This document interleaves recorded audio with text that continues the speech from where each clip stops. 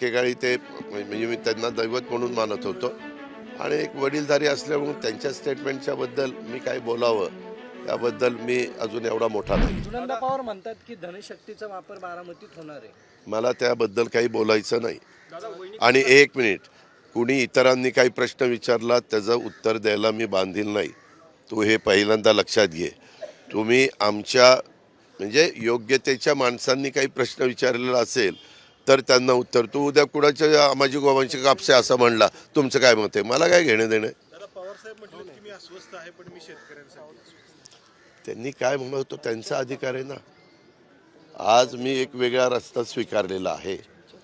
त्यांच्याबद्दल एक ते वरिष्ठ नेते आहेत, त्याच्या एकेकाळी ते म्हणजे मी त्यांना दैवत म्हणून मानत होतो आणि एक वडीलधारी असल्यामुळे त्यांच्या स्टेटमेंटच्या बद्दल मी काय बोलावं याबद्दल मी अजून एवढा मोठा नाही आहे.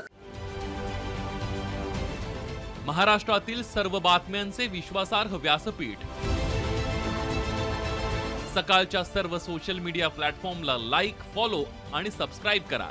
तसंच सर्व नोटिफिकेशनसाठी बेल आयकॉन प्रेस करायला विसरू नका.